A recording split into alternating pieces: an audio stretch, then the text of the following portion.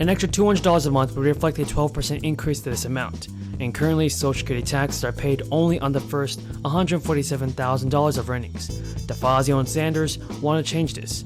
Their bill would apply the tax on any income of more than $250,000. A fact sheet on the proposed legislation stated that over 90% of households would not see their taxes go by 1 penny. One key thing to note about the bill is that it leaves a donut hole in place. Any income between $147 and $250,000 would not be subject to Social Security taxes. Also, everybody, Social Security taxes are currently only applied to income earned from working.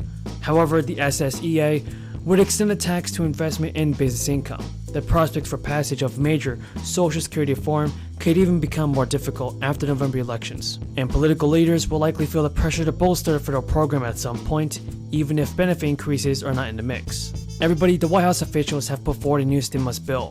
This would include sending out at least $350 stimulus checks to eligible people. Governor Gavin Newsom and the state legislative leaders have confirmed that most people in California would receive stimulus checks ranging from $200 to $350 per person under a budget deal.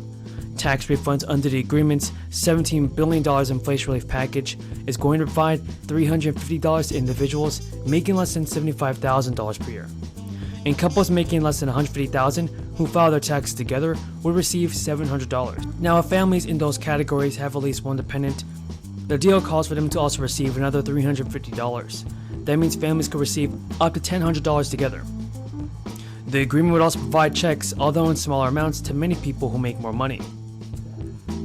The smallest payments are designated for individuals making up to $250,000 who would get $200. Couples filing jointly who make less than $500,000 will receive $400. Under the plan, the state would send people the money through direct deposits and debit cards beginning in October. A spokesperson for the state's Department of Finance has said that the state's franchise tax board estimates all the money will be sent out by early next year. The state budget deal must be passed by the legislature and signed by Newsom to become law, but a statement from leaders and the Senate president said that a sign-on deal would indicate that it will happen. In addition to the tax refunds, the budget agreement will also spend the 23-cent sales tax on diesel for a year, starting October 1st. Under the agreement, the state would provide local governments the revenue that would have come from the diesel tax to avoid stalling local transportation projects. The agreement includes more money to help Californians pay their rent and utility bills. The announcement of the deal indicates Newsom's proposal to send $400 payments to vehicle owners is dead. Newsom has initially made the proposal to provide targeted relief from high gas prices that his administration said could be sent to Californians more quickly than payments to tax filers. But he said to get lawmakers to sign on to the idea. But he failed to get lawmakers to sign on to the idea. About the financial stability and monetary policy risks that these assets pose, and how are stablecoins different? In your answer, include how stablecoins are different from the U.S. dollar, which has the full faith and credit of the United States behind it. A stable coin is an instrument really that is backed up in it. There's a reserve that has securities in it that are meant to assure the value of that of let's say it's $1 stable coin. So it's meant to assure that your interest is actually worth $1. So that sounds a lot like a money market fund, for example. And the way money market funds work is there's great transparency about what's in the reserve and their requirements about what must be in the reserve in order to preserve that $1 value. The world of stablecoins is new and emerging, and it doesn't have the sort of fit for purpose regulatory scheme that it needs to. And I think that's something you've been hearing a lot across the board from a number of federal agencies and from our own Treasury Department, which has been leading an effort to try to put in place. And many members of Congress now have proposed new frameworks for regulating stablecoins and digital assets generally, and that seems like a wise thing. And you don't, clearly SEC, clearly CFPB, other agencies, the Fed's role in regulation of cryptocurrency, in your mind, is what? Well, that's one of the issues, is who really does have authority over this, and that's something Congress would need to clarify. We have authority over what banks can and can't do, some banks and bank holding companies.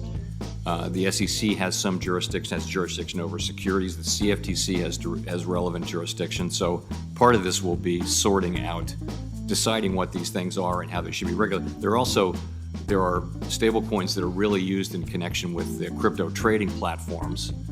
That's most of what happens now with stablecoins, but there are also some stablecoins and even more potentially that will be used in payments broadly. So that would be two different kinds of regulation there.